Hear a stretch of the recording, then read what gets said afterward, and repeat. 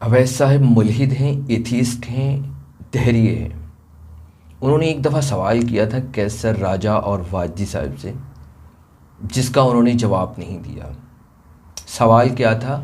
قرآن کریم میں آتا ہے لَقَدْ خَلَقْنَا الْإِنسَانَ فِي أَحْسَنِ تَقْوِيمٍ، تحقیق ہم نے انسان کو بہترین سانچے میں ڈالا، بہت خوبصورت بنایا۔ تو اویس صاحب نے سوال یہ کیا تھا تو پھر یہ دو دڑ والے، دو سر والے، نابینا اور بہرے بچے پیدا کیوں ہوتے ہیں؟ اس سے ثابت ہوا خدا کا کوئی وجود نہیں ہے، کیونکہ اگر کوئی نہ کوئی بنانے والا ہوتا تو کوئی بھی بچہ دو دڑ والا، دو سر والا، نابینا یا بہرا پیدا نہیں ہوتا۔ سب بچے بالکل ٹھیک ٹھیک پیدا ہوتے۔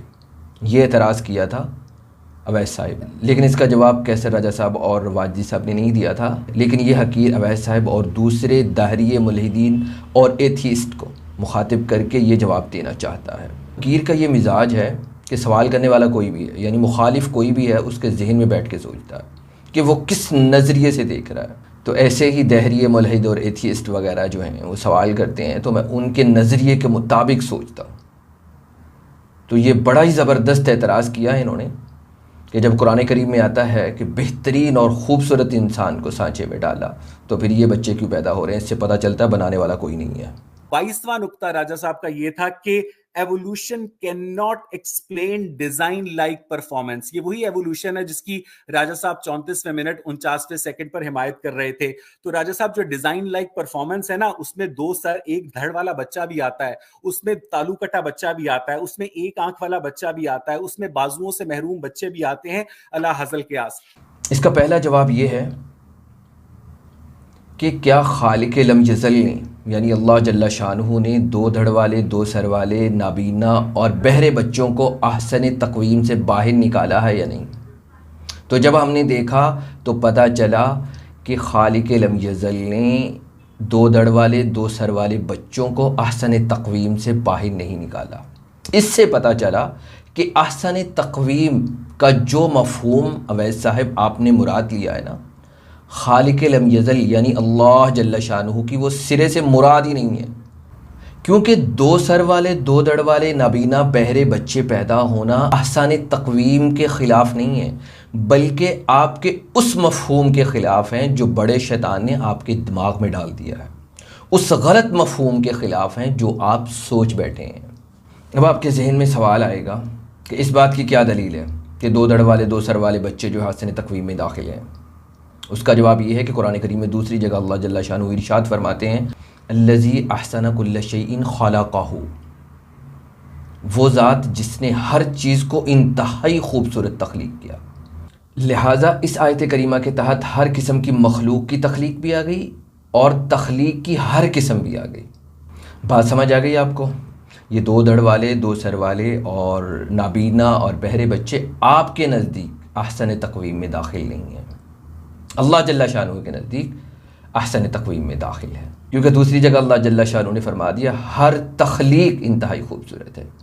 اب ایک مچھلی ہے جو دیکھ نہیں سکتی، جسے آئی لیس شرمپ کہا جاتا ہے، اور ایک کیو فش ہے جو دیکھ نہیں سکتی، اور سانپ ہے جو دو سروں والا ہے، کچھوا ہے دو سروں والا ہے۔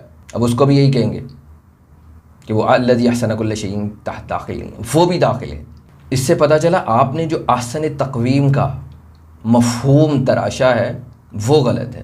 دوسرا جواب یہ ہے آپ نے جو اصول بنایا ہے کہ چونکہ ہر بچہ ٹھیک ٹھیک پیدا نہیں ہو رہا، متوازن پیدا نہیں ہو رہا، عیبوں سے پاک پیدا نہیں ہو رہا، لہٰذا اس سے پتہ چلتا ہے کہ کوئی ان کو بنانے والا نہیں ہے۔ اگر کوئی بنانے والا ہوتا تو ہر بچہ متوازن اور بالکل ٹھیک ٹھیک پیدا ہوتا۔ تو حضور اس اصول کے مطابق آپ کو کم از کم ستاروں، سیاروں، سورج، چاند وغیرہ کا خالق تو ماننا ہی پڑے گا، کیونکہ وہ اپنے مدار میں برابر گردش کر رہے ہیں صدیوں سے، رتی برابر فرق نہیں آتا، اور بالکل ٹھیک ٹھیک گردش کر رہے ہیں۔ تو کم از کم آپ ان کا خالق تو مان لیں کہ ان کو کوئی بنانے والا ہے، کیونکہ آپ نے جو اصول بنایا ہے اس کے مطابق تو یہی ہے، اگر بالکل ٹھیک ٹھیک اور بالکل بغیر غلطی کے اگر کوئی چیز کام کر رہی ہے تو اس کے بارے میں کہا جا سکتا ہے کہ واقعی اس کا کوئی نہ کوئی بنانے والا ہے۔ چلیں کم از کم اس کا تو مانیں نا۔ تیسرا جواب یہ ہے کہ اللہ جل شانہ نے احسن تقویم فرمایا ہے، لیکن احسن خیال ماں نے رکھنا ہے۔ اور کبھی کبھار ایسا ہوتا ہے کہ ماں کی لاپرواہی، ماں کی سستی اور کاہلی کی وجہ سے بچہ ضائع ہونے سے لے کر مختلف نقصانات سے دوچار ہو جاتا ہے۔ یہ بات تو سمجھ آتی ہے نا، موٹی سی بات ہے۔ جن میں 2 دڑ والے 2 سر والے سماعت سے محروم، بصارت سے محروم بچے پیدا ہونا بعید عقل نہیں ہے، کیونکہ ہو سکتا ہے ہر خلیہ حکم اضطراری کے تحت کام کرتا ہو۔ حکم اضطراری سمجھتے ہیں؟ پانی ہے نا، پانی آپ جب بھی پئیں گے آپ کی پیاس بجھ جائے گی۔ پانی کے اندر نہیں ہے کہ وہ آپ کی پیاس کو بجھا دے، یہ اللہ جل شانہ نے اس کے اندر یہ صلاحیت رکھی ہے، وہ حکم اضطراری کے تحت کام کرتا ہے۔ سمجھ آئی بات؟ یعنی اللہ جل شانہ کو ہر دفعہ نہیں کہنا پڑتا، بس اللہ جل شانہ نے اس کو حکم دے دیا ہے کہ تم نے پیاس بجھانی ہے۔ جیسے آگ ہے، آگ اضطراری حکم کے تحت آپ کو جلاتی ہے، کوئی بھی آگ، کہیں کی آگ بھی ہو آپ کو جلا دے گی، کیونکہ وہ اضطراری طور پر عمل کرتی ہے۔ اس کا مطلب یہ نہیں ہے کہ اس کے اندر اپنی کوئی صلاحیت ہے یا آگ کوئی خدا ہے۔ سمجھ آ رہی بات؟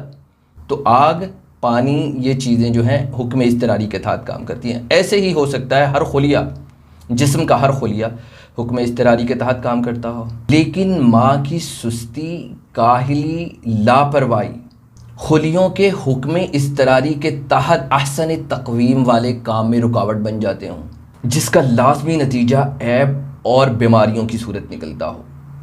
چوتھا جواب یہ ہے کہ اس میں اللہ جل شانہ کی بہت ساری حکمتیں ہیں۔ ان میں سے ایک حکمت عرض کیے دیتا ہوں کہ عیب اور بیماری نہ ہوں تو انسان خود کو خدا سمجھنا شروع کر دے۔ اور ظاہر سی بات ہے، جب ہر انسان خود کو خدا سمجھنا شروع کر دے گا تو دنیا کا نظام ہی درم برم ہو جائے گا۔ تو بیماری اور عیب انسان کے غرور کو ملیا میٹ کر کے رکھ دیتی ہے، یعنی زندگی کے دنیا کے نظام کو معتدل رکھنے کے لیے بیماری کا انتہائی اہم کردار ہے، اس لیے بیماری کو نعمت کہا گیا ہے۔ اچھا، اب کوئی رجل رشید حقیر کے اس پیغام کو، اس جواب کو اویس صاحب اور دوسرے دہریوں، ملحدین اور ایتھیسٹ کی خدمت میں پہنچا دیں تو میں آپ کا بڑا شکر گزار ہوں گا۔ اور اویس صاحب اور دوسرے ملحدین سے میں عرض کرنا چاہوں گا، یہ حقیر کے انتہائی ذاتی جواب ہیں، کسی بھی کتاب سے آپ کو نہیں ملیں گے، دنیا کی کسی بھی کتاب سے آپ کو نہیں ملیں گے، بلکہ کائنات کی کسی کتاب سے نہیں ملیں گے آپ کو۔ کچھ اور سوالات بھی آپ نے جو اٹھائے تھے ان کے جوابات حقیر پر قرض ہیں، فرصت ملتے ہی انشاءاللہ آپ کے حضور پیش کروں گا۔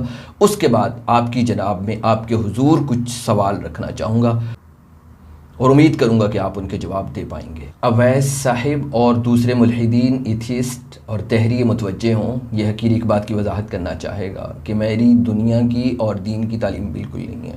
تو آپ کو میں یہ کیوں بات بتا رہا ہوں کہ حقیر کے جوابات سے ہی سمجھ لیجئے کہ کوئی نہ کوئی خالق ہے جو مجھ جیسے ان پڑھ اور حافظے کے کمزور انسان میں ایسے خیالات ڈالتا ہے، اس میں میرا کوئی کمال نہیں ہے۔ اور آپ کے حضور میں پہلے ہی عرض کیے دیتا ہوں، آپ ان کے جوابات نہیں دیں گے، دے ہی نہیں پائیں گے، یا تو ٹال مٹول کریں گے یا بات بدل دیں گے، لیکن جوابات نہیں دے پائیں گے۔ مقصد آپ کو زج کرنا نہیں ہے، مقصد آپ کو یہ بتانا ہے کہ ہمارے پاس کوئی راستہ نہیں بچتا اللہ جل شانہ کے وجود پر ایمان لانے کے سوا۔ اگر ضد کریں گے تو پھر اس کا کوئی علاج نہیں ہے، اس کا علاج یہی ہے کہ آپ دل میں دعا کرتے رہیں، کیونکہ زبان سے تو نہیں کریں گے آپ ضد کی وجہ سے، لیکن دل میں دعا کرتے رہیں۔